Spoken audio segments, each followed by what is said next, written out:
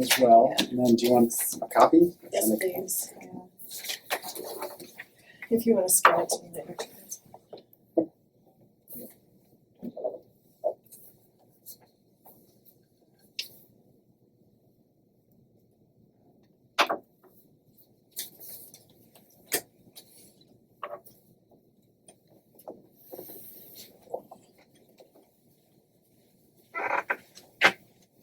Unfortunately, I don't think this room was fixed heat wise. Oh, so it's gonna be hot. But today it feels like it's not, so it could get uncomfortable. I just want to wait until we confirm that it's recorded. We're rolling. And then we'll get started.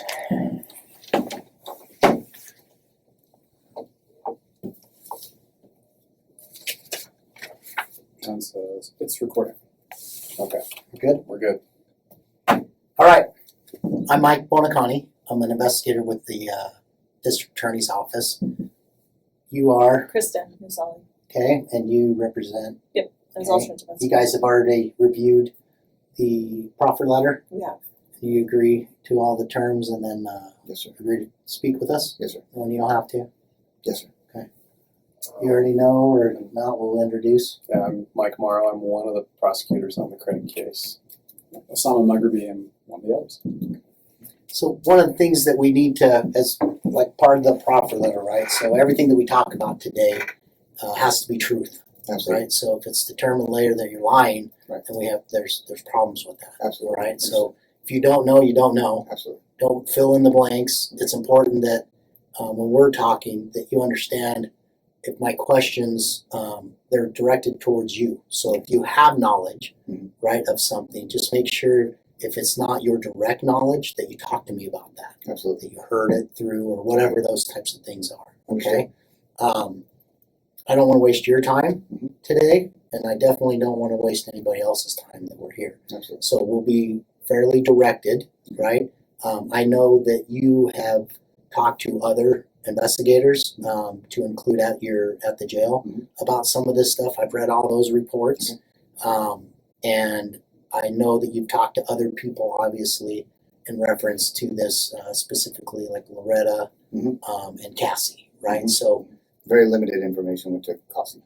Cassie, sorry. No, that's fine. But with that, so some of this stuff will be going through that. Okay. What I'm going to do is just ask you to start at the beginning, Okay. and then I'm going to let you go through, right, Okay. all the way through. I'll be writing some things down as we go, Okay. and then afterwards I'll get into a lot more detail. So Okay. there's some questions that I need specifically answered for safety purposes. Absolutely. So we'll go back through, and then I'm going to ask you to get into quite a bit of detail Okay. with that stuff. The hope is that I can corroborate what you're saying. Okay. Correct. Absolutely. So that's the intent, and that's how we're going to go. Okay. Is everybody okay with that? Yeah. All right. So start at the beginning. Okay. I can't give you dates because I don't know any. I moved into 2C the day I was booked in the jail. I didn't start talking to Jimmy Craig until probably my first week and a half. When he found out I was in prison, he started asking me a bunch of questions, how prison was. I thought he was trying to get a feel for how his life was going to be in prison. When I had my shirt off one day, he saw some of my gang tattoos from prison, and he was asking me questions about those. That sparked off, do I know anybody that would be willing to lie for him, to be a witness? He was looking for 2 or 3 people to be a witness to his wife's suicidal tendencies. We started walking laps, as I'm sure you've seen on the camera, for days and days and days. I walked with this guy. He basically was asking me if I knew anybody, and I just feeling him out. The conversation went from that to, do I know anybody that would kill anybody for money? He figured because I did so much time in prison that I more than likely knew somebody, and I hinted that I did. When that progressed, he told me that if I could find somebody that would be willing to take money to say that his wife was suicidal and Photoshop pictures of them together and I'll get into that later, because there was another letter sent off to Kasi. I'm not sure if you guys spoke with her or not about that yet. So he wrote this detailed letter, which I never read it because I told him I didn't want anything to do with it. And that being said, he felt more comfortable giving me more information. I told him that it was going to my ex-wife, and my ex-wife and her sister would be more than willing to do that. And he said that there'd be a blank check that halfway through, once they had convinced Harvey, his lawyer, that they were legitimate witnesses, that he would pay them both $20,000 or $10,000, half of it $10,000 at the beginning, and then $10,000 later down the line. So when this letter was written, I told him to put it in a sealed envelope. I also wrote a dummy letter to my ex-wife, and when he handed me the letter, I basically put the address on the dummy letter. The other letter went into my box, and then I had him mail it, and it went out with Curtis Schaefer. So whatever day Curtis Schaefer got out of jail is when the letter was supposedly went out, but it was really sitting in the bottom of my box. I contacted my public defender at the time, Sam Adele, or gosh, I can't remember her last name. Anyway, she was my public defender. I'm sure you guys can look that up. For at least 2 solid weeks, over the phone, left messages for her to please come get this letter from me. I told her what the contents of the letter were. She said she was going to. She never did. So at that point, I called my current wife, Loretta. Loretta called down and spoke with Sergeant Hudson. Sergeant Hudson did this fake shakedown where he came in and pulled us all, interviewed a bunch of people. I told him where the letter was. He confiscated the letter, and then you guys were given the letter. So I guess he had it, maybe 3 or 4 days, and then Jimmy went to court. And then when Jimmy went to court, that's when his lawyer sat down and said, and had, everybody had information behind that. I turned the letter over to him, and it was in my box, and I played stupid, and you guys had me out of there within, 30 minutes. I was moved to Unit 6 at that point.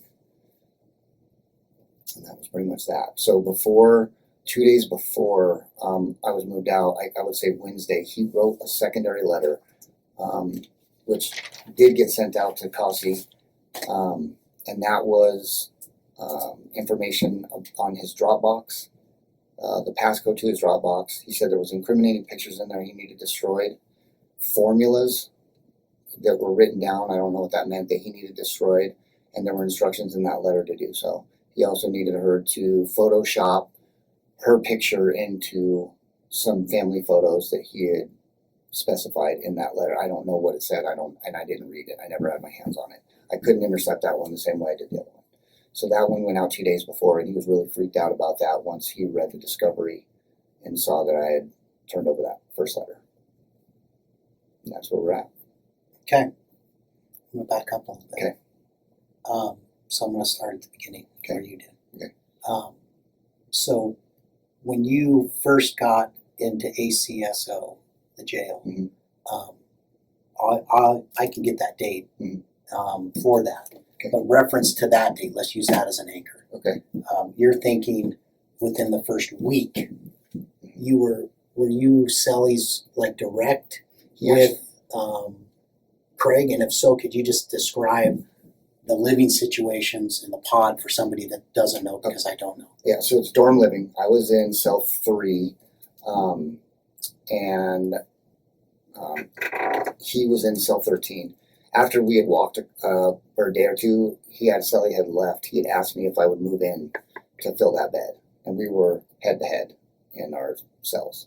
And there's a piece of plexiglass separating us, but in the same cell. That's the living situation. So yeah, it was about a week, I think. So you went from cell 3 to 13. Yes, sir. Within that, at that time when you were, particularly when you guys were in the same cell 13, is that when some more discussions started to heat up? I know you're saying that you were talking a lot when you guys would take your walks. That's all that we wouldn't talk inside the cell. Okay. We never talked inside the cell because of the other cellmates.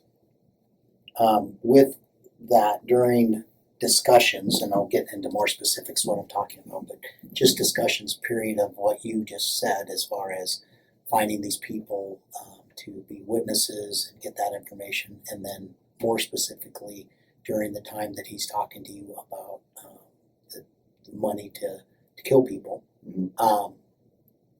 Were there any other people around that could corroborate or that may have heard that? And even if you don't know that they heard it, but people around that I can follow up with. I couldn't tell you. I know that after I was removed out of there, I guess he confided in Dion Gay, that was in my cell. Okay. And I guess, he told me this when I got back, when they moved, because they moved me back into the same cell, same guys, that he had freaked out, was crying every night, and was super, super paranoid. Who told you that? Dion. Told you that Craig was Yes. crying every night? Yes. And when Yes, yes. around, give me an anchor as far as to timeline that a So little the bit. day they moved me out of, from the day that they moved me out of Unit 2 to Unit 6, that night, I guess he'd been awake for 3 or 4 nights. And that's when he started talking to Dion. And Dion, around that same time then, Mhm. was still obviously in jail. Yes, sir. And what bunk was he? Was he still in 2C or the pod Yeah, itself? so he's in 13, cell 13 with us. He's a cellmate. It's a 6-man cell, I apologize. It's a Gotcha. 6-man cell. At the time when I left, there were 6 guys in there. Okay. Me, Evan, gosh, I can't remember his last name, Jimmy Craig, Anthony Morris, Dion,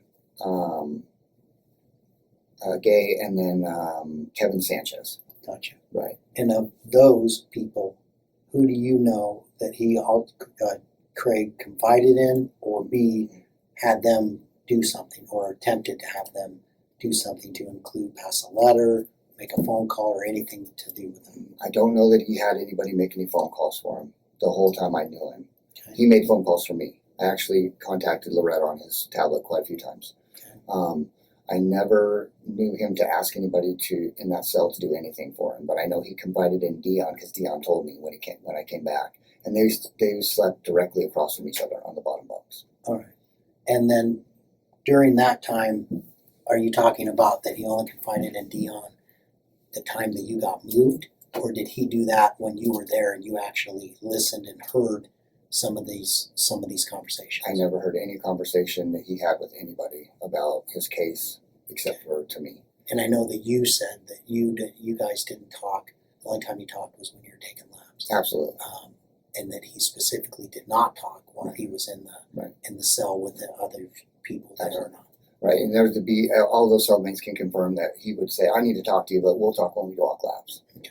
I mean, he'd heard that, and he apologized to them several times because he didn't want to offend anybody by not talking in front of them. But that's the most. I've never heard him speak about his case in front of anybody. Okay. Until Dion told me that he talked to him when I was gone. And then during this time, so we're still back early on. You're in cell 13 with five other people, right? Because total 6 in there. There was a total of 6 in there. Yes. He notices, or he starts making comments or talks to you in reference to some of your tats and whether you've been in prison or not. Mhm. And what kind of conversations did you have, if you can be somewhat specific, as to why did you engage him then, early on?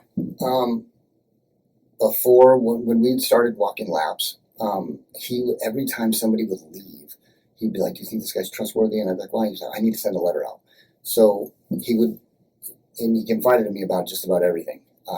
He thought I was trustworthy because I kept telling him not to tell me about his case. I didn't want to know any specifics. And once that letter went out and I didn't want to read it, it was like a floodgate of information. So he was asking me if I knew anybody, what it would cost to have somebody killed. You know what I mean? First, he wanted somebody, I can't remember the guy's name. It was a Cellian medical. I don't know if the guy's name was Rodney. I can't remember his name. But it was a cellmate in medical that he had tried to pay this guy's family to basically do the same thing with my ex-wife, to have them as cooperating witnesses that his wife was suicidal or whatever, and I guess the guy turned him in. So he knew the guy was going to prison, and he said that what it would take to get rid of him. And I said, "I don't even know." And he goes, "With 25 grand, do it." And I go, to somebody that's doing a life sentence, $25,000 would definitely do it. From that point, And just to be clear real quick, sorry, I did not mean to interrupt you. no problem. to get rid of Rodney? I think that's his name, yeah. It's a cellmate, it's whoever turned him in on the first ordeal. Alright. I think his name is Rodney. How did he refer, how did James refer to this person? For you to even, or to ask, did he just say in general, or did he use the word or a name or a nickname, if you remember? I'm pretty sure he said Rodney. I'm pretty sure. Okay. And he had told me the whole story about how he had basically done the same exact thing that he was doing with me and my ex-wife. And that guy had turned around and turned him in. And why did he want to kill Rodney? For turning him in. And somehow his daughter was involved in it. I'm not sure. I can't remember. There was so much information so fast. When you say his daughter, James or James' daughter. Jimmy? Jimmy. What do you call him? Jimmy. I call him Jimmy. Jimmy. Yeah, his daughter. Jimmy's daughter, not Rodney's daughter. Yeah, Jimmy's daughter was involved and had gotten a Class 6 felony. I think he said, or was it him that got a Class 6 felony? I can't remember which one, but I know his daughter was implicated, and he said he was going to have to take the fall for that. I then told him that if he was going to, there was some new law that he had looked up. It was, I can't remember what it was called, Fitzer law or something like that. I think that's what it was called, the Fitzer law, where you can't, your parole has to be within, or your sentence has to be within your parole has to be within your sentence. And he said that no matter what, even if he got another F6 for doing what he did before, it wasn't going to matter much in his case. So he just was willing to do it again.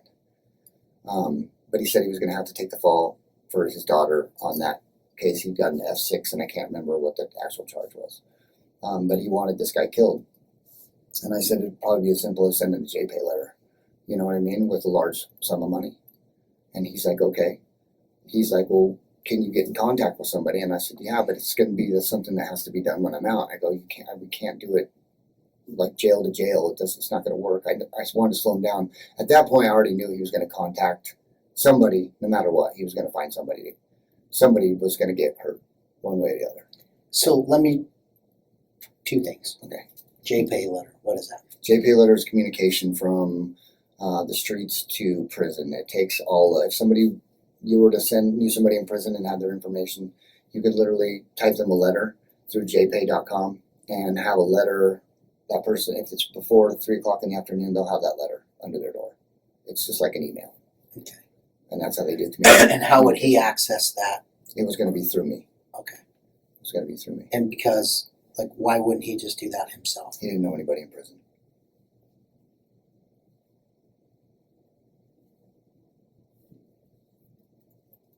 So this jpayletter.com for the layperson. Mm-hmm. So I couldn't just go in there and make an account? I mean, you can go make an account, but if you don't have somebody's DOC number, you can't send a letter. I got you. Yeah, you've got to have a DOC number. And is that letter tracked? Absolutely. Okay. Absolutely. So how would that work if you were to do something like that? I would just contact somebody I knew and give a name and tell them to expect a JPay, which is also how you send money. Okay. If somebody got a $10,000 JPay, you can send $3,000 a day. Okay. With a name, that's all it would take. Okay. Backing up a little bit. So finding an anchor or a foundation or a time, right, is what I'm trying to do. And I know that you said you didn't know the dates. Right. At first he's talking to you about these letters, Mm-hmm. right? And the cooperation of a witness to find somebody. At this time when you're engaging with him, do you know who he is? Yes. Okay. Yeah. And then at what point in time, so you're telling him that you're not interested, but why are you interested? Because I knew he was going to find somebody else to do it. Just the letters at that point. Oh no, the letters at that point. I was just interested to see how far he was going to go, and I asked him why, if he was not guilty, because he told me he wasn't guilty, why he felt like he needed witnesses, and he said that the district attorney had stacked the deck against him. They were lying on him, and all kinds of stuff, and that the body cam footage was missing. He said he ordered cyanide and arsenic from Amazon, from the table of elements, I believe, and then he said he ordered it for his wife. He said, and to make sure that he never got in trouble, that he gave her a sleeping bed one night and then put her fingerprints all over a white container with a red top, which was the cyanide, and placed it in a bath, and it was placed, and a hair off of her head. and placed it in a certain spot in the bathroom. And when the police retrieved it, they said or it wasn't there. I'm sorry. When he went home, went straight to that drawer, he opened it, and he said the cyanide was gone, but it wasn't on the body cam footage or on any of the property taken. So he said the district attorney had taken that and didn't want to bring it up in his trial or case because it would have showed that he didn't have anything to do with it. Okay, and this is all via conversation. This is conversation. And during these conversations, nobody else is around. No, we're walking. So I guess I'm going to still stay there a little bit. So initially, when you first start talking to him, you know who he is. Mm-hmm. You know what he's accused of. Mm-hmm. What I'm not understanding yet is your interest to see how far he went. Like, what was your agenda if you had one? Like, what were your thoughts to even engage him instead of being like, dude, I don't want nothing to do with this? I've been around killers for the last 20 years in prison, and I can tell by just talking to somebody. There's a distinct trait that people that are sadistic and murderous carry. That's what it always intrigued me to even talk to him. But he swore up, and he was so happy all the time, right? And everybody's like, "Oh, he didn't do it. He's not even worried about anything." And I'm like, "No, he is. That's one of those traits." So I knew from the get that he'd killed his wife. And you felt a responsibility, or I guess. Well, once he asked me for the witnesses, wasn't that big of a deal. You know what I mean? But once he went into the killing people, I knew at some point that I was going to be implicated, no matter what. There was no way that I wouldn't be, and I wasn't going to have that on me. I'm here for auto theft. The last thing I want is a life sentence for being implicated in a murder that he committed while in jail. And then so focusing a little bit on that portion, the times that he's talking to you in reference to killing people. So did he use names? And if you remember, could you tell me each one of them, and then we'll go back through each one of them, and I'll have individual questions. The next was Deputy Hillstrand. I think it's Hillstrand. It's Hill something. I think it was Hillstrand. A deputy that he said was just horrible to him the whole time he was in medical. Excuse me. And that was the guy that was next on the list. So that was the one. So it's actually at ACSO. Yes. He said that he had retired, but he had his known whereabouts and he wanted pictures, somebody to take pictures of his son getting on and off the school bus. He wanted to torture him a little bit. Then he said he wanted him hit by a car. Do you know, did you ever see a Deputy Hillstrand during your time that you were there? No. Don't even know who it is. Okay. And then how did he wanted this person that you would hopefully hook him up with. Right. To take pictures of his son first. Yep. And then hit by car. Mm-hmm.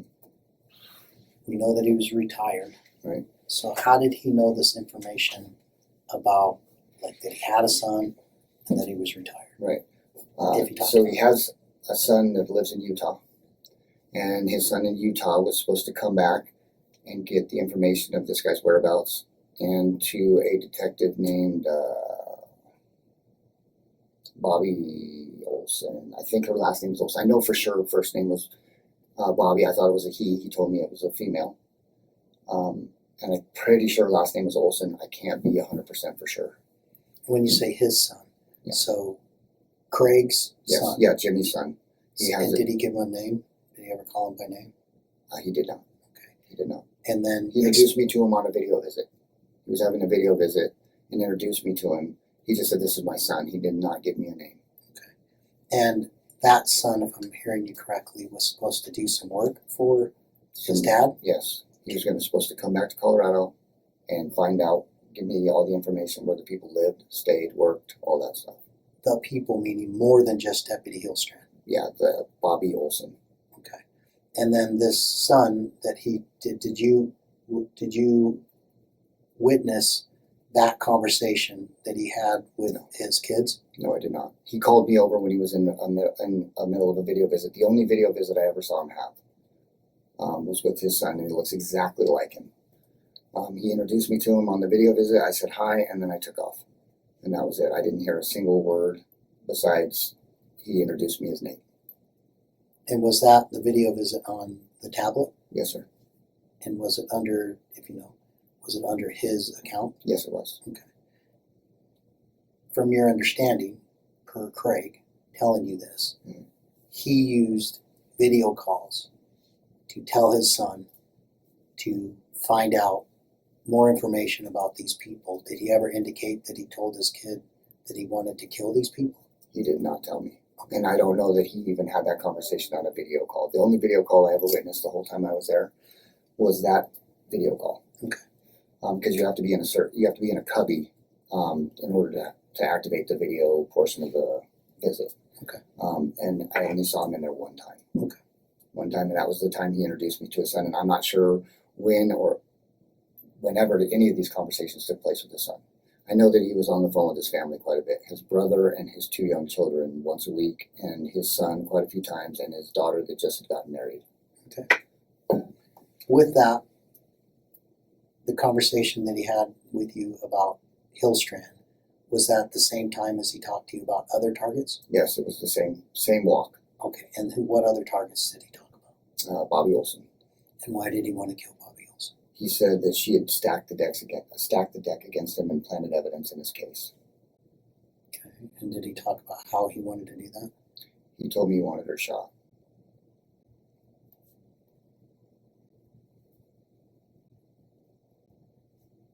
Did he share any other information to you about like how this person, anybody could find her, or what steps he's taken, or if he already had anybody else working on this? It was supposed to be his son. His son was supposed to give me all the information, but wouldn't give me the information. I tried to pry, and he said he wasn't comfortable until I was out.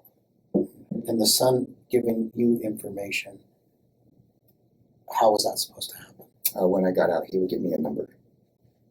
Jimmy would give me a number to contact his son. Also, he said there was a storage unit with a 308 Barrett sniper rifle, with an F-250. I think it was 2004 F-250. It was real specific, and that's what it had his go bag in it. And he said there was $5,000 cash in the glove box of this truck in a storage unit. Also, would not give me the location of that until I was out. Okay. As far as with Bobby, did he mention anything else about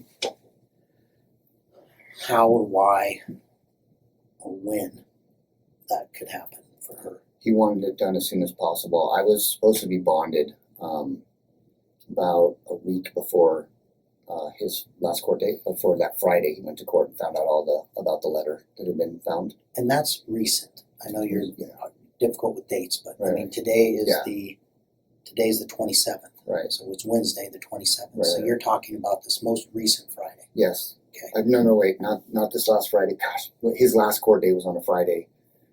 I'm not sure what date that was. Well, we were in court last Thursday, right, for questionnaires.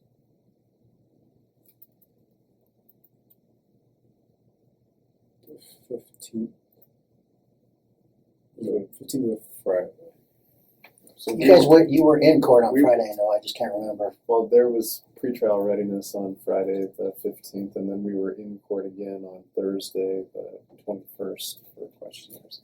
And was that when that happened? That's when Latest? Harvey withdrew, was on Thursday. Thursday the 21st. Okay. Give or take, so we're around that. Yes. We know it's about the 21st, Yes, right? yes. So today's Wednesday, so it was last Mhm. Friday is what we're thinking. Mhm. Okay. Reference to, and I'm not okay. No, My no, thing is a open-ended question mark. Yeah. So if I'm wrong, or you think It was the week day. It was, before, it was then the day he that- had court. It was the day. It was the Friday he had court, and I got moved that evening. Okay. It was that day. I know that for a fact. It wasn't a Thursday, it was a Friday. Yeah. 15th then. We had court on the 15th. And that Which was already Friday. was Friday. which was the previous Friday, correct? Yes, yeah. It'll And be- that was kind of where you were saying, because you thought it was a week before. Yes, sir. Okay, so at that point, if we can use that as an anchor now, Mhm. so Friday the 15th, Mhm. when you got moved, referencing the talk about getting people killed, Mhm. right? Mhm. And using you through that. And we've been through a couple of discussions as far as with Hillstrand and Bobby. I know we're going to continue that. Mhm. But for a time frame of that, from that Friday, when did those conversations happen? The week prior, Okay, about a week prior, because I was supposed to be getting released the following week after that Friday in court. And then I had a hold come up. so you were supposed to be released on the, is it the 9th? Somebody with the calendar? The Friday before the 15th Correct. would have been the 8th. 8th. Yeah, there you go. And that's when you were supposed to be released, Yeah, well, I was supposed to be bonded, yes. bonded. And why were you supposed to be bonded? My wife was posting my bond, and then I had another $10,000 hold come up. Wife meaning, Loretta. gotcha.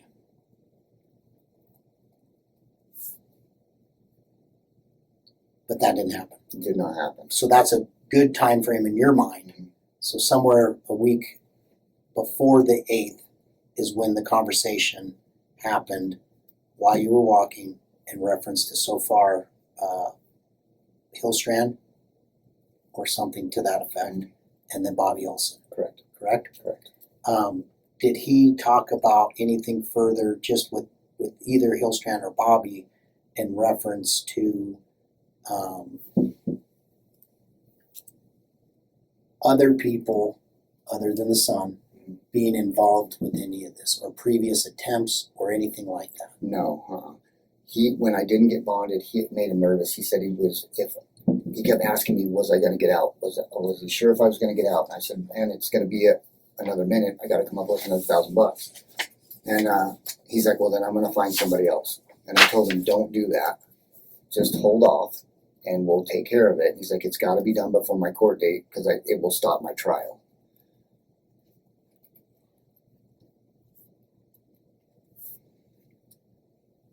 And then during that discussion, did he say anything to your telling him to hold off?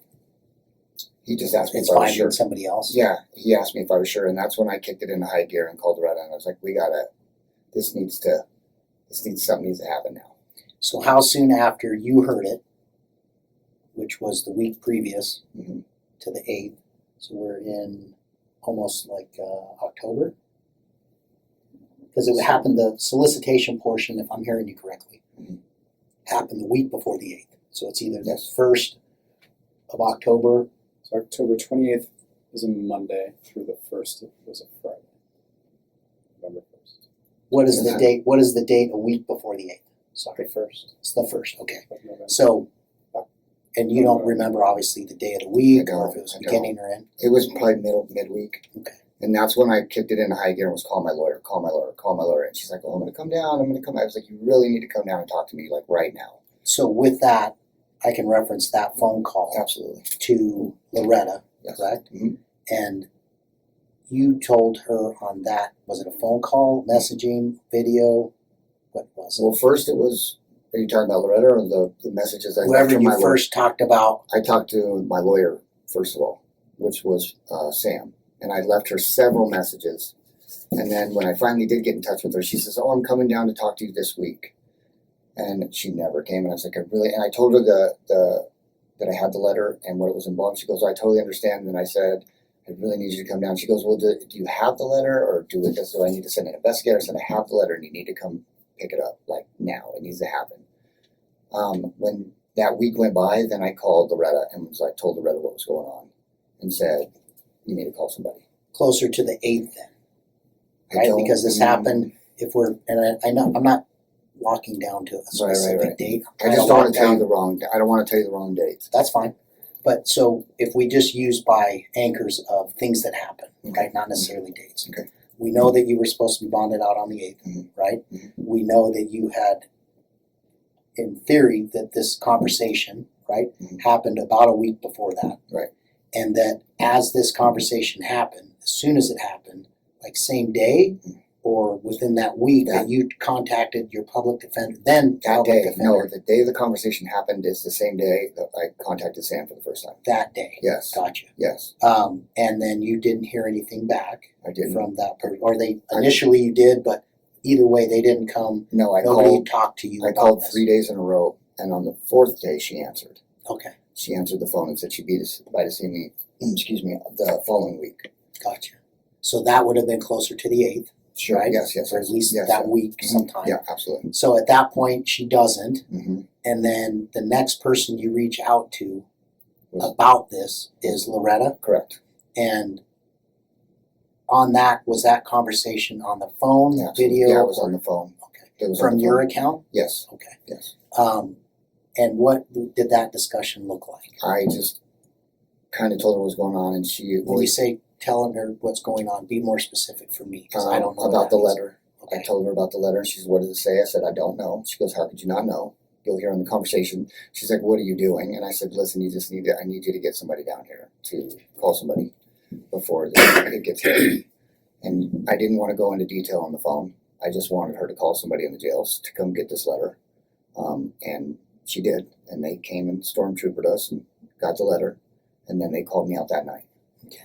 In reference to that conversation with her, was anybody else around that could have heard that? No, because I was walking laps on my tablet.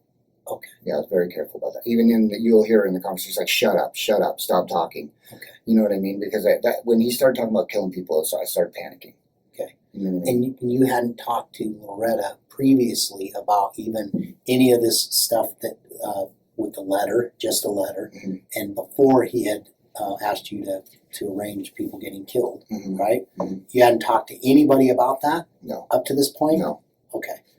Any other cellies No. or people within the building? absolutely not. Nothing. Nothing. Just Craig while you guys were walking around. Correct. First time that somebody else outside of you and Craig knew about it was your PD at the time, which you named Sam. Correct. You never really did get a no, you did get a conversation with her Mhm. about what you had, Mhm. and you mentioned to her Mhm. that for soliciting you to get arrange people dying, right, Right. to get murdered, Correct. and she never responded back to you Right. about that, Right. As far as facilitating anybody coming and talk to you. Right. Correct? Correct. The only time that law enforcement Mhm. talked to you about this was after your conversation with Loretta. Correct. Actually, you know what? I had Loretta call my public defender before I had her call the jail. I did have her do that. I forgot about that. During that same time frame? Right, and that's how I found out that there was a conflict. When she called my public defender and said, "You guys need that, whatever." I'm not sure that what took place in that conversation, except for you need to go get this letter. That's what I was having her call for, and then she said that she couldn't talk to my wife because there was a conflict of interest. Because somebody that was involved arrested with me, this female that was arrested the same day I was arrested, that was involved in my case. Okay. So at that point, that's when she said, "What do you want me to do?" And I was like, "I need you to call the jail." Okay. Yeah, that's exactly what happened. And it sounds like a couple different phone calls. No, I'm pretty sure. Yeah, it was two. It was two phone calls. Because one, you're Yeah, asking her to call yeah, PD. Absolutely. Yeah. The next phone call, she explains that, hey, there's some issues, Mhm. and then you say, please call the jail, or, You got it. or whatever that You got it. Yeah, conversation it was two Okay. phone calls. Somewhere within a few days of each other, though. They were back to back. Okay. The day I know that for a fact they were back to back because I called the next day and she's like, "This is what's going on. There's a conflict, and she can't talk to me." Okay. And then I in turn called the PD, Sam, and she actually answered the phone that day too. And she's like, "I can't talk to you." She's like, "I can't talk to you about anything." And I didn't even say anything about the letter at that point because it was pointless. It had already been a week, and she showed no interest in even coming to get it. So that's when I hung up. I called Loretta back, and Loretta called the jail and talked to Sergeant Hudson. Okay. Other than Hillstrand, or someone with two L's, Mhm. or Hill, Mhm. something to that effect. Bobby, Olson. know for sure Bobby, Mm-hmm. but Olson. Mhm. He made no indication that he knew anything about her as far as where she's at, addresses, No. family members, because he talked about the other Right. Hillstrand's son. Mhm. So he never made any mention to you about any of that? No. Okay. And I was real careful asking questions because he was super, super leery. And after he started talking about killing people, he was like, "Hey, I might be telling you stuff that's not even true just to see if it comes out." And I go, "Okay." You know what I mean? And I told him, I said, "I don't want to know anything that doesn't have anything to do, that wasn't already in the media, that wasn't already in the newspaper." Who else did he target, if you know? Those are the three, only three people. So I got Hillstrand Mhm. and Bobby Olson. Who's the third? The Rodney. Robbie. And I think Rodney. I think it was, yes. And what did tell me more about Rodney? I told you everything. That he had tried to pay Rodney. Rodney was a celly. Mm-hmm. He tried to pay him to do the same thing he was trying to pay my wife and I Mm-hmm. to do, corroborate that his wife was suicidal Mm-hmm. and that the guy had turned around and turned him in. That was all he said about that guy. That's why Okay. he wanted him dead. Did he tell you how he No. wanted him killed? No. Did he give you any personal information as to, like, that he will later give you more information about, to his whereabouts, family? Well, he said he was waiting in medical to go on trial for, he thought, what was a sex crime. Okay. I know he's a black gentleman, that's all I know. Okay. And he said as soon as he went to prison, he would let me know. He said he didn't think it was going to be very much longer, but he thought that he had cut a deal with the DA over this letter that he had turned in. And he wasn't sure if he was going to be going down for murder or sex crime. He said he was there for murder, but he said he thought that he was there on a sex crime. And that was all I knew about him. Okay. And nothing to do with the solicitation part, and that's the word that I'm using. Mhm. But for to hire or have you facilitate people getting paid to kill people. Mhm. None of that was in writing, No. discussed any other place other than when you were walking. And then, as far as you know, the only other person involved with that would have been his son, Right. unnamed, Mhm. from Utah, Mhm. and would be furthered once you got out. Correct. So since you didn't get out on the 8th, there was conversation as to, so after the 8th, there was conversation that, hey, you didn't get out, I'm going to get somebody else. Right. He was interested in finding somebody else that he knew for sure was going to get out. Could I facilitate that? And I said, just hold off, just wait. Okay. And I told him I needed the money, and I told him just wait, and I can take care of this. It's going to be another week or two longer, and then the shit blew up in my face because everything was in its discovery when we went to court. Yep, and then here we are now. Here we are now. Okay, so I'm going to back up a little bit more. Okay. Right? So at the time when you first get to know each other, Mhm. you know that he's the dentist. Mhm. You don't know really why you have an interest in it other than you've been around murderers, Mhm. and you know, in my words, like bad people. Right. So at that point, you engage him and gather this information. When he's going over with these letters, the letters that you later turned in to, I think it was NACSO, I think it was Hudson. Yeah, it was maybe Hudson. somebody It was else. Hudson. That group of letters Mhm. was the only letters that you had in your possession, correct? No. Okay. There was also a piece of paper, because, like I said, I hadn't read the letter that went out. Okay. When you say According the to him. letter Yeah, I'm that talking went out, the, like the let's. confiscated letter, the letter that was turned over by Hudson that I gave to Hudson. Mhm. I hadn't had a lot of knowledge that was in there except for the basic parameters of I need somebody to lie for me. Can your wife find some people? He had given me a paper with probably 20 questions on it. How they knew each other, where they met, things like that. He wanted to know, and that was under my mat. When they took me to Unit 6, Dion, when I came back, he said, I found that piece of paper, dude. He goes, I tore it up and flushed down the toilet. That's what he told me. Why did he do that? He didn't tell me. He just said he knew it. He knew it was not good. How did he know it was for you? Because it was under my mat. It was under my mat in Jimmy's writing. All right. So it was personal info Mhm. of who? It was just questions that he wanted me to ask my ex-wife to pertain to how they'd met, how they knew each other. So questions that They meaning who? the DA, his lawyer, because he was trying to fool Harvey too. So it was like, how did they meet? How did my ex-wife and Jimmy know each other? How long ago have they met? I got you. You know what I mean? So you, at some point in time, you brought in your ex-wife, which is Kasi, Correct. and tell me about that. Like, what was that discussion about? The And re- about when, in reference, I know it was early on. Right. Well, the reason she never knew about any of this, I just used her as a name and an address, right? Because I knew the letter was never going out, so she knew nothing about it until he sent the second letter out about the Dropbox and the Photoshop pictures he wanted to do. That letter went out. How did you know the contents or the subject matter in that letter? He told me. Okay. He told me what was in there, the gist of it. He goes, "There's a bunch of incriminating stuff in there," but I didn't know it was incriminating until after he had read the discovery and found out that the first letter had been turned in. He just said, "It's my Dropbox, the passcode. I need her to Photoshop some stuff and get rid of some stuff." So that letter That went out. about the thing, do you know about when we know our anchors, right, that we've used for Went out timelines? Wednesday before his court date. The court date that No, Friday. The Which the one? Friday. The Friday that I was moved. The Friday that I Not the 8th, no. so it was before that. Uh, Early on. No, after. No. This is after. This is the day I got moved to Unit 6. Okay. After he found out that the first letter was turned in. So it was that prior Wednesday. So if he was in court on the It 15th, was the Friday 13th. the 15th, it would have been the 13th. Wednesday the 13th. Okay, that's when the letter went out to Right. Kazi. And how do you know that it went out? Because he had sent it out with the guy that got released that morning.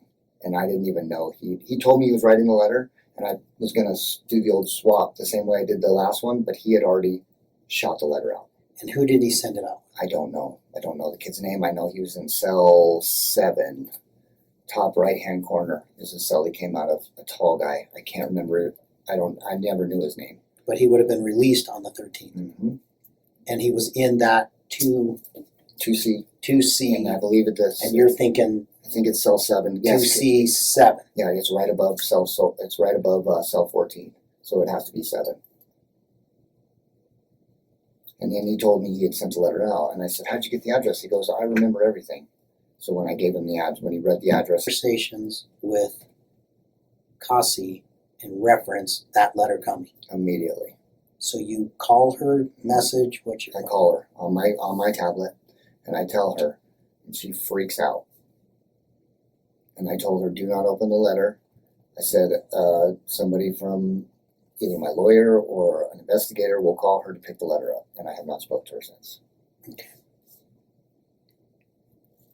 This tall guy, Mhm. like you're in the same pod as this guy. We're in the same guy. Yeah, You know all the other names. there's 90 of them. I don't know. Okay, so Yeah, you're in a different.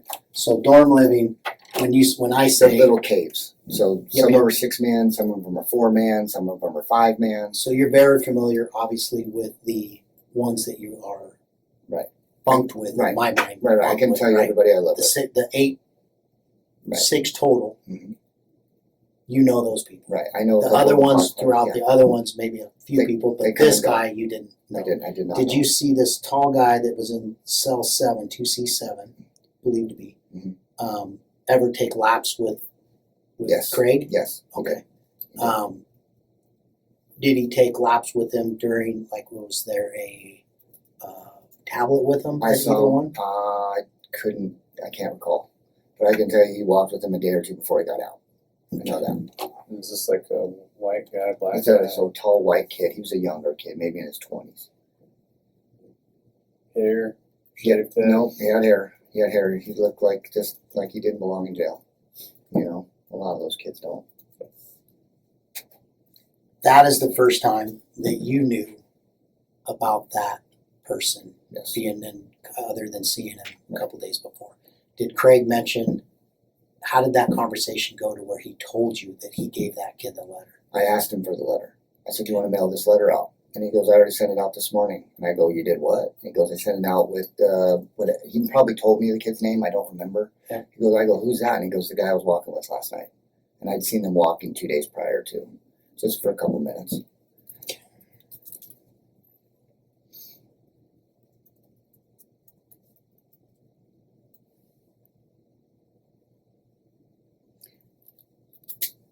Knowing where I'm coming from, right, for safety aspects of this, is there anybody else that you can think that even maybe was to carry out something that you didn't know about? So maybe he had somebody else that he talked to a lot about the same time that he's doing laps with you, that he's also doing laps with other people that could have maybe asked them to do something even if they didn't tell you about it.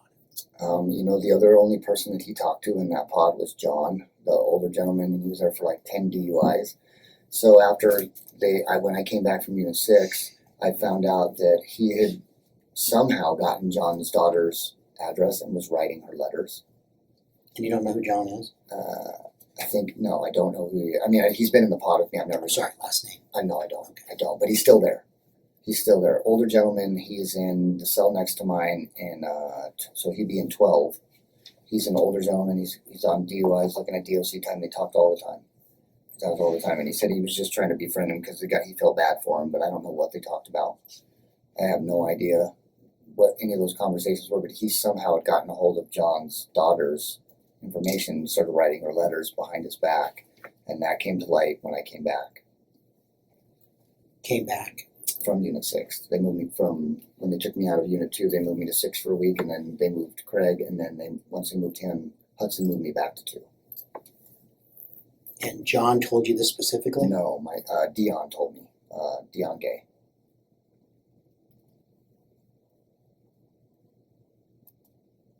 You said Craig was writing letters to John's daughter behind John's back. Correct. What kind of letters? As far as I know, it just said how John was a good dad, and it didn't sound like it was anything that had anything to do with anything. You know what I mean? But it was just grimy. Did John know about it? No. Did Dion tell John? No, John told Dion. So John did know about it? Well, after she'd gotten the letter. Gotcha. Yeah. So eventually, John knows right. that Craig does this. Right. He's talking to Dion about it. Did right. Did John ever tell Dion that he had confronted Craig about that, or was it just not an issue for him? Or did you know? I told you everything I know about that. That's everything. I don't know what was in the letter besides him saying that he was a good dad, and it was just a grimy move. And I asked Dion how he got a hold of his John's daughter's address, and he said he didn't know. So I don't know. Okay.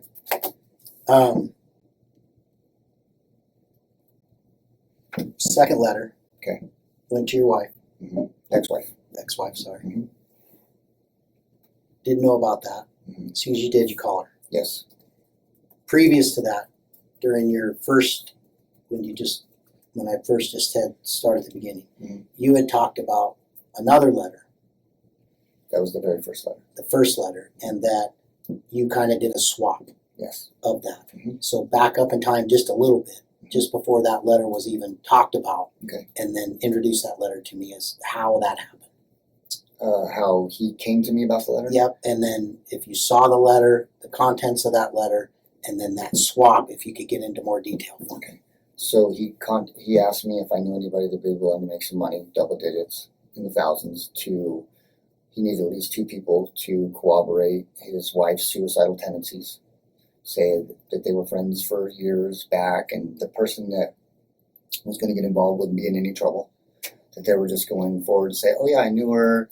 He wanted my ex-wife to say that they had met at an insurance billing seminar in another state.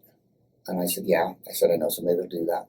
And my ex-wife happens to be a billing agent for Medicaid. And I expressed that to him, and he said, oh, it's perfect. So he's like, what you want to do? And I said, I don't know. You'll have to write her and ask her. So that's when he wrote the letter. And he went to give me the letter. I said, I don't want to read it. I said, seal it up, put it in an envelope, and I'll write the address down on it. So I wrote the address down on it, and I gave him a dummy letter that I had already written. That's how that all went down. And so when you exchange that back to him, mm-hmm. you now that's part of the documents that you had. Correct. And then later turned over to Hudson. Correct. Is that the only document you had other than the single sheet of paper that you talked about? So That's the only two documents I had. The single sheet of paper came later. Okay. I had already actually turned in, Hudson had already rated us and gotten that letter, and then I got the sheet of paper after the fact. Okay. But because we've referred to it as letters plural a few times, I want to make sure. Is it just one letter that Two. he? Okay. Two. So one, the first letter you guys have. The second letter was actually mailed to Cassie, my ex-wife. But you only had the first I letter. only had the first letter. But you didn't read so you don't know how many pages it was? I know it was thick. It was like So was it could thick. have been multiple letters, or it could, you don't know, actually, I don't should know. say this. I don't know. You don't know what was in there. You never reviewed I didn't. and opened or looked at. I You did just not. put that in your property That's correct. and kept it. That's correct. You supply him back. I guess where I'm missing this is, I put 8 sheets of paper in a single letter and mailed it to my wife and kids. but did you actually mail it? Yeah. So why did you give it back to him? So he could have it mailed. He gave it to Curtis Schaefer because that's how he sends mail out, is he gives it to people that are being released. And Curtis Schaefer is the first time that I've heard that name from you today, correct? No, second. I told you that the same exact thing that happened. I gotcha. Curtis Schaefer got out and I gave Jimmy that letter back once I wrote the address on it. Yep. And so it was just as thick. He took that letter and he gave it to Curtis Schaefer when Curtis was released.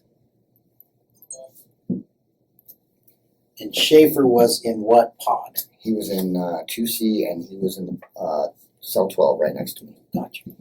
So you gave Craig a fake letter. It was a real letter. It was just to my ex-wife and kids. He thought that it was the letter he had given you. Correct. And then he gives that letter, which ends up being the one you wrote to your wife and kids, Right. to Curtis Schaefer, and then mails it out. Correct. Okay. And that envelope that you had your name on it or Jimmy's name on it? It had my name on it. Okay. Yeah. Okay. And in that letter, you discuss life stuff? Yeah. Like what do you, I miss you. How are my kids? Nothing. do you talk about things more personal as far as things to the effect of that you're going to be a better person, that you're sorry for things? Yes. Okay. Yeah. Oh God, you guys got that letter too? Shit. That's embarrassing. No reason to be embarrassed. You guys are on top of that. You said Jimmy's letter that he gave you was thick. Was it about this thick? You'd have to fold it up, but it was. I listen. I've written a lot of letters in prison, and I got to tell you that. Like that thick? Yeah, it's probably about that thick. Maybe a little bit. Maybe a little bit. I mean, maybe a little bit less than that. Okay. I mean, somewhere in there. It was a good 8-10 pages. It had to be. Okay. Of notebook paper.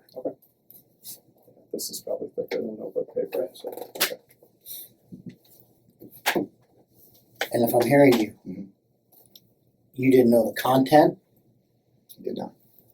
or Well, I knew the content.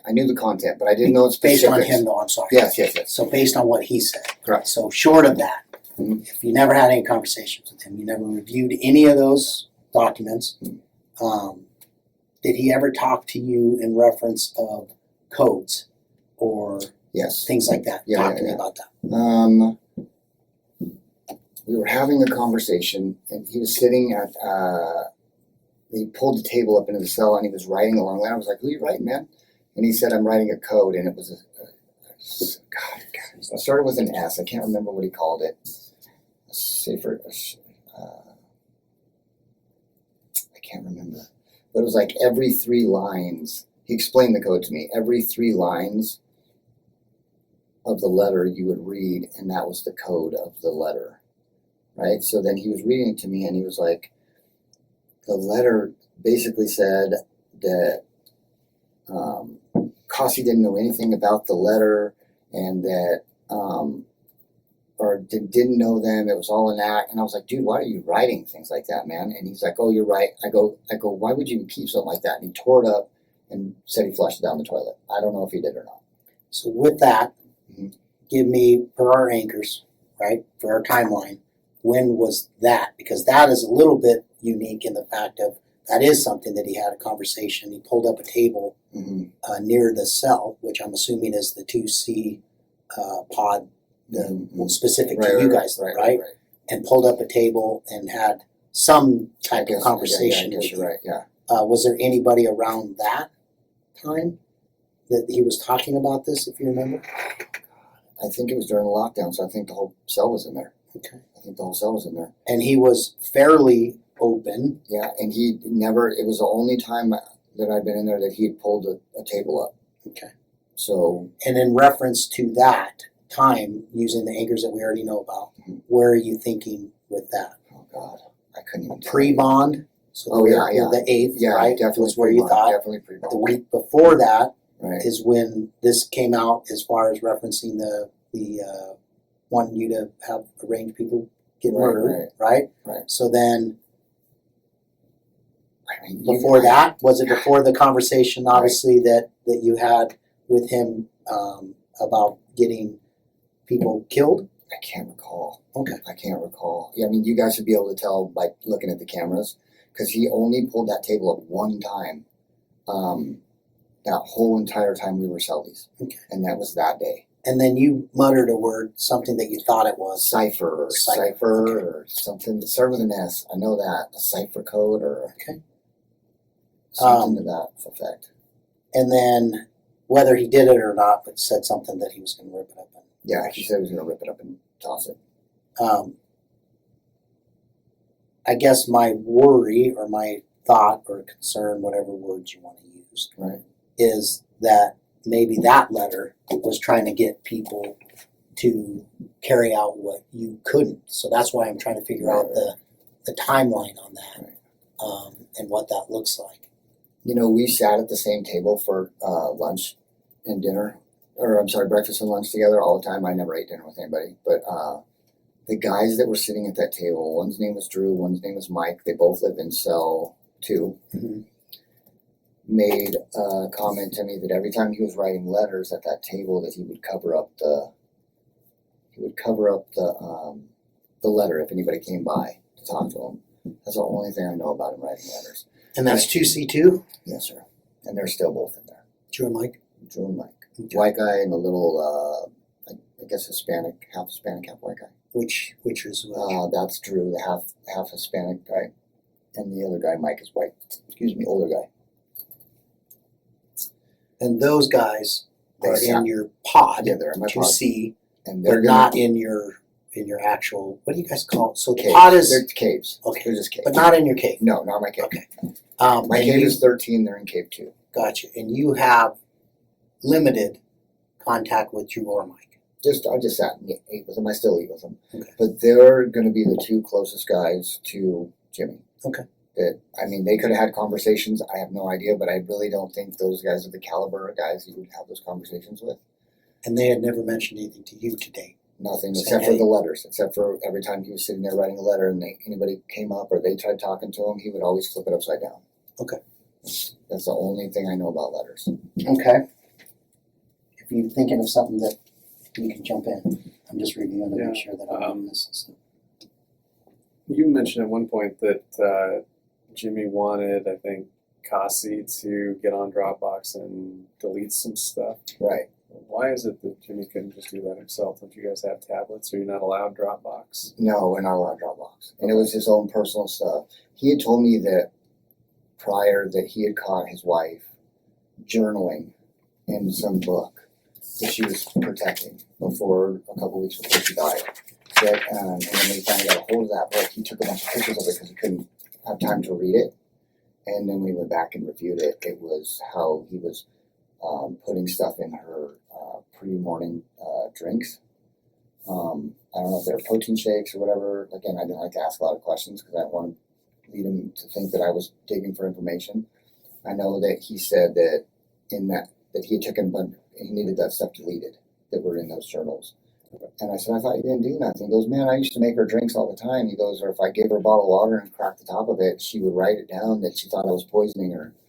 And I was like, why wouldn't you get rid of that stuff, man? He goes, I didn't have time to read it. He goes, so I was taking pictures of it. So she could go back and review it. And I was like, oh my God. So Okay. That's in there. So I have, initially, I thought I heard you say that he told you that he poisoned her in the morning with the morning drinks, but No, she I'm says. now hearing- Yeah, she thought that. clarification wise, Yeah. that's what the Dropbox was, that Yes. Angela, or his wife, Right. thought that he was poisoning her, so she Right. had made some journal. Right. And then, did he discuss in that letter, forget that, Okay. did he discuss with you as to how you were, or anybody were to get into that Dropbox He and said destroy those pictures or the journal? he said that it was his Dropbox information and the passcode to get in there And that was in the letter to Kasi. that The second letter. that got away from you, Correct. right? That's correct. I shouldn't say got away. Right. It got away. And, Yeah, I got away. Because you never had that one. I never had it. and you never saw that either. I never saw it. So you never, if I'm just overall, you never really reviewed or read any of James Craig's letters. That's correct. So help me understand why suggest Cassie and her sister to Craig? I didn't have anybody else, and I knew I could send. I knew I wasn't going to send the letter off. I knew it wasn't going out.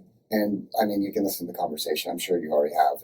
She was not happy that I had given that address up. So Cassie doesn't know She anything knows about nothing. what James Craig wants done. Nothing. Okay. Nothing. What about her sister? No. God, no. Have you ever talked to her sister, No. reference this Nope. case? I haven't talked to her sister in over a year. And so far, from my understanding, you didn't talk to anyone about the stuff that we've talked about in detail, right? No. Other than your PD, Mhm. Sam, Mhm. current wife, Correct. Loretta, Correct. to some degree, but Right. maybe not Not a lot. great detail, but Right. whatever that is. And that's Right. all captured on Right. messages, Yeah, you guys have it all. video call, or jail calls, Yeah, you guys GT. have. Yeah, you guys have it all. And then conversations with Kasi. Am I saying that right? Yeah. That's right. Kasi. Yeah, it's Cassiani, but yeah. Kasi, those are the only people that That's you it. really discussed the in-depth portion, like what we're talking Correct. about. This is the first time that my new lawyer's even heard any of this. Okay. Yeah. I didn't share it with any inmates. I didn't share it with anybody on the phone besides those people. And you never passed on any letters, communication, phone calls,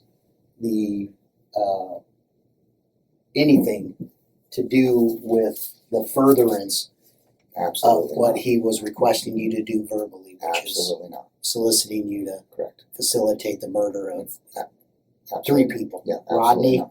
we think, Mhm. um, Hillstrand. Hillstrand, and Bobby. Correct. Yes, I did not do. I did No J Pat, No. no J Play, no J Pay, None. nothing like that. Nothing. Was there someone named Tommy mentioned by? Oh God, yes, Jimmy? there was Tommy. It was Tommy or Rodney. I can't remember. It was one of those. Those guys were in medical with him. There might have been two guys. Was it Tommy? I thought it was Rodney. I can't. Okay. What does Tommy mean to I you? can't. If we were I've to say heard that name Tommy, before. Well, I've heard that name from him before.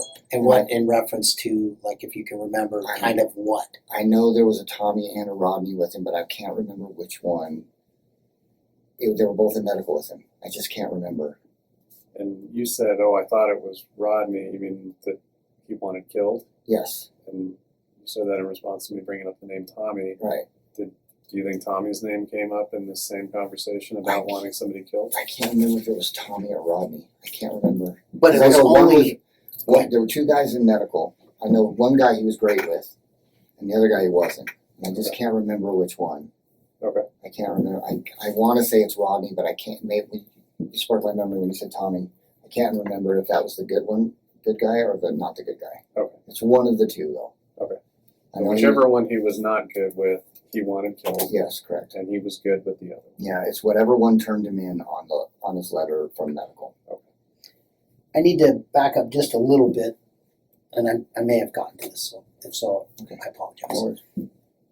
In reference to the money, Mhm. so both the money for the original portion of this, to which was to fabricate witnesses, Right. act like they knew Angela and said some concoction of suicidal, that she was suicidal and all those things, right? And then it also talked about, he had talked to you about referencing poison, that he had planted hair or fingerprints in different locations for that.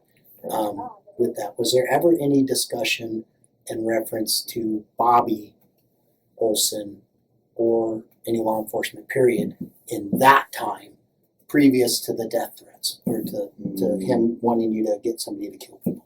No, he was laying groundwork. Just the police and the investigators had fabricated a bunch of information when they did his search warrant. That was it. That was the only thing that was talked about. And Bobby and Hillstrand hadn't even come up during that portion until it was long after that. Gotcha. And then with the money, so I think we said 10,000 each or something to that effect. It was 10 grand up front. As soon as he convinced Harvey, or as soon as Kasi convinced Harvey that she was a key witness, he was going to give $10,000. Okay. And then after the fact, when his trial was said and done, whether he got convicted or not, there'd be another 10 grand. And how was that money transferred? We hadn't even talked about it. And you didn't inquire that? Mm-mm. We didn't Okay. even talk about it. And then as far as same situation, now we're talking about the solicitation portion, you facilitating having 3 people killed. Mhm. How was that money? I know you said $5 grand in the truck. Right. That he would get with you afterwards, but talk to me about the other 15 grand. He said that it would be paid upon completion. He said when each one was done, he would give $25,000 each Per person. per person. Gotcha.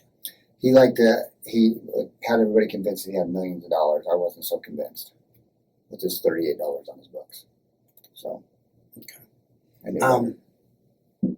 But he never got into detail other than the fact that would happen after you get out Correct. and that he would facilitate Correct. that. He gave you some information though, Right. as far as with the truck, the 308, Mhm. Storage unit, didn't tell you where, Didn't tell me but where. would get in touch with you via son, give you a number, Within you 20 contact his son, Yeah. things are gonna happen Within from there. 24 hours of me being released. And then once confirmed, 25 each. Yes.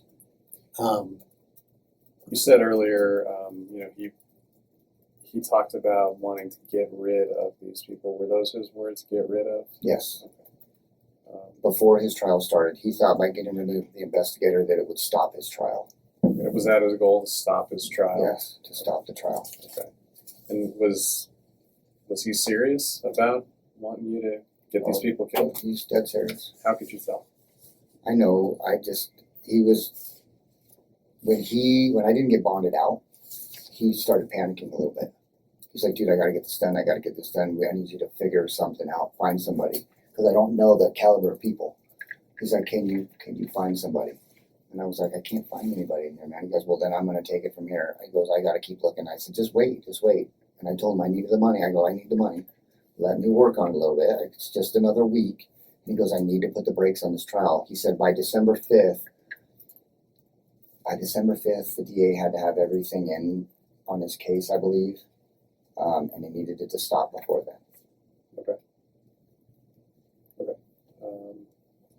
Let's see here. You already said, he told you his son was going to help. You said you saw the son on the tablet, so he looked like. Just looked Jimmy. exactly like Jimmy. Long hair, everything. Okay. Well, because Jimmy had long hair Mhm. at the Yeah, time he just you were now cut it. interacting. Yeah, yeah. Okay. Got it. I think that's all I had. You got most of my questions along the way. So. Just a couple. So you talked about using the JPay for someone who would be in DOC to potentially get Rodney, was the name. Mm. Did you ever provide any name to James No. Craig about that? No, absolutely No not. name of anyone in DOC? Never. And then for the people, the other two, there's an ACSO deputy who retired and Bobby Joe. Was there ever any name mentioned about who would be able to? No, he was assuming I was going to do it. Anyone else you can think that we should follow up with who No. might be a concern? No, I thought I took it when I told him I would take care of it. That's when he told me about the storage unit with the 308 and the getaway car and his go bag and $5,000 and all that stuff. I thought I had it pretty much under control. But I mean, I don't know how many letters he sent out. But that's when every call I made was panicky. I was trying to get somebody, I needed to tell somebody. When I started with Sam, my public defender at the time, I just couldn't get her to come down. And that's when all this kind of spiraled out of control. Did Sam ever collect anything relating to? No. And I told her, I didn't tell her anything about the murder for hire. I just said I have a letter that's with information pertaining to the Jimmy Craig case about the murder of his wife. She's like, okay, do I need to have an investigator come down? I said, I go, no, I have it. She goes, you have it on your person, in your cell. I said, yes, I do. She said, okay, I'm coming to see you next week. And that was it. And I never saw her. I kept saying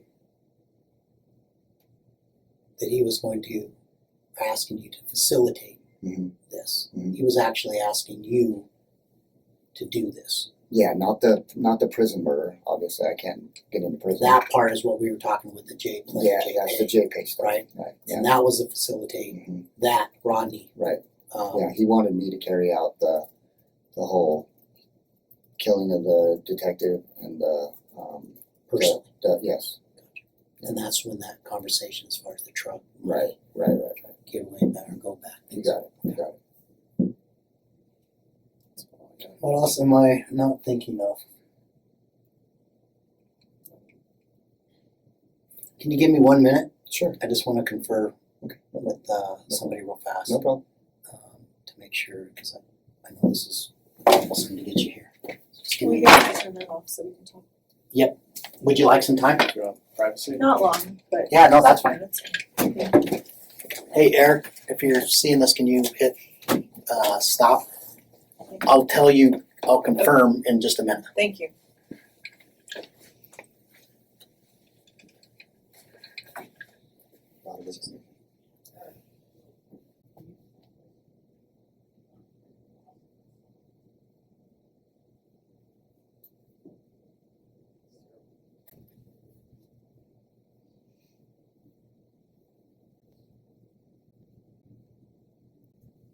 Your light stopped blinking.